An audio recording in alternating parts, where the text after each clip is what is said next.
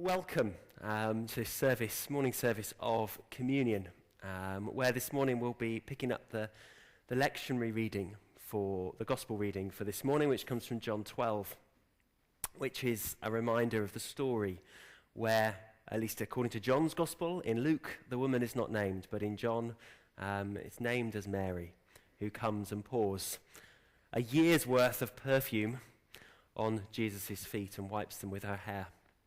As we approach and begin to approach Holy Week, and this Sunday is often labelled as Passion Sunday, as we begin to reflect on the passion and compassion and heart of Christ as he journeyed to Gethsemane, to the cross, to the tomb, and to return to his Father.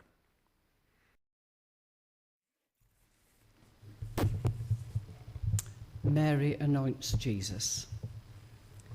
6 days before the Passover, Jesus came to Bethany, the home of Lazarus, whom he had raised from the dead. And there they gave a dinner for him. Martha served, and Lazarus was one of those at the table with him.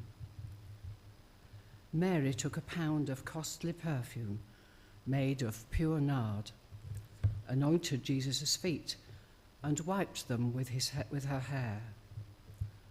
The house was filled with the fragrance of the perfume. But Judas Iscariot, one of the disciples, the one who was about to betray him, said, "Why was this perfume not sold for 300 denarii and the money given to the poor?" He said this not because he cared about the poor, but because he was a thief. He kept the common purse and used to steal from it. Jesus said, "Leave her alone. She bought it so that she might keep it for the day of my burial. You always have the poor with you, but you do not always have me."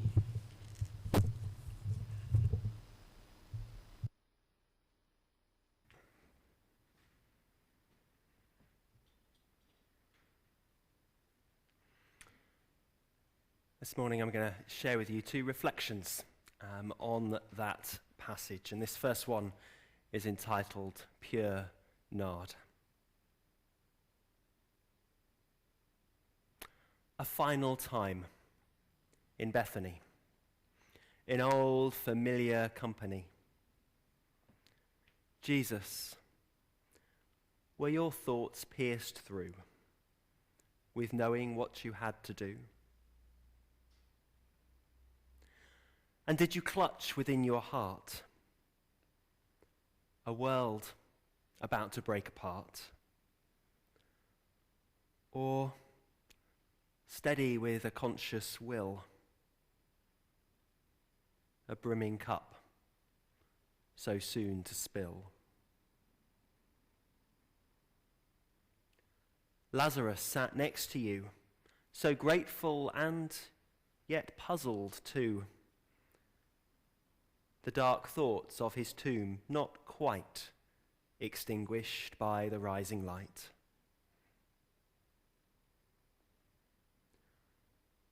While diligent Martha, unreserved, and practical as always, served, her living brother sitting by the healer who had let him die.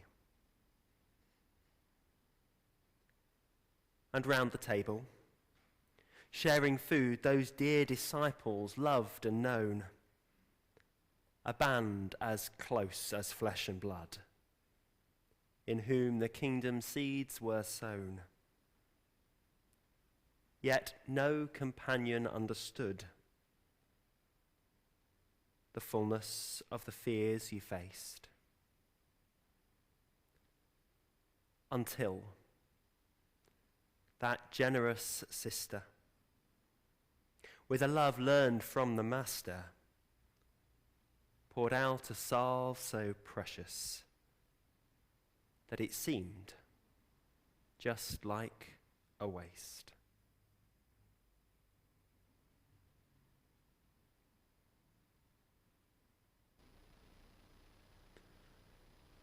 Mary's gift. If your brother died and someone brought him back to life again, you'd welcome him into your home if he was passing through town. And because Jesus had raised Lazarus from the dead, that's what Lazarus' sister Mary did when Jesus passed through Bethany 6 days before Passover. If your brother died and someone brought him back to life again, you might be inclined to cook him a slap-up meal. And that's just what Mary did. With Lazarus sat at the table too, in his no longer decomposing glory.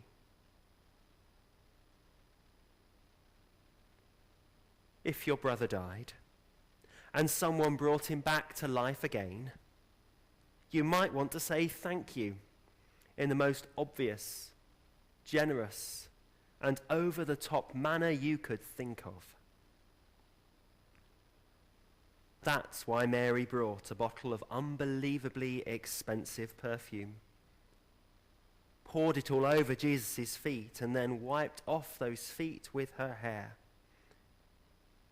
Is it any wonder that the smell of the stuff filled the house?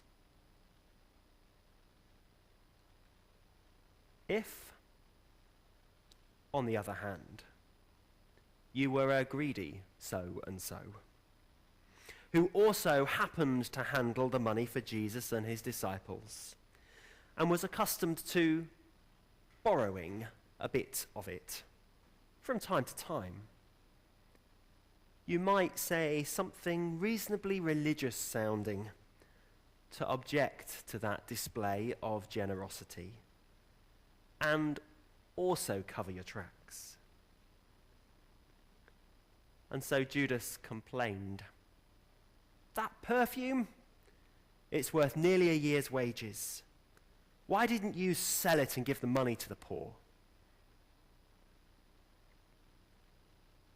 And if you were Jesus, and you knew death was banging on your door, you might say something like, "Let her be, Judas. The perfume, it's for my burial. And as for the poor, there will always be opportunity for you to meet their needs. But you will not always be in the position to do the same for me."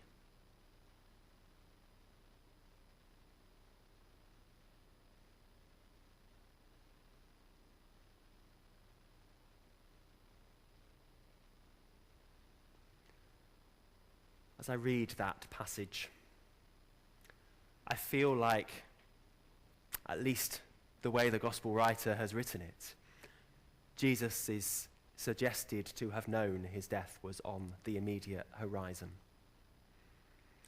And there's something odd in some ways about being anointed for burial before he was dead. Yet there's something odd about the kingdom too. Something odd in the way that the kingdom is coming and has come and is yet still to be fully fulfilled. Jesus' suffering, death and resurrection was coming, yet to be fully fulfilled.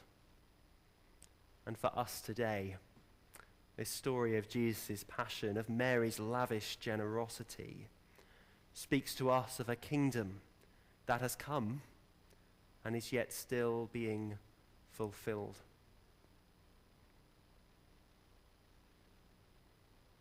There's something complete about God's kingdom, yet there's something that's still not fully complete in the world in which we live today.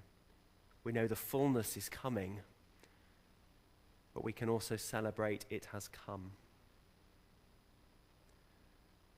When Jesus taught his disciples to pray, it was there in the prayer, "Your kingdom come, your will be done on earth as it is in heaven." We attest that the kingdom has come, and we pray for more of God's kingdom here on earth. Amen.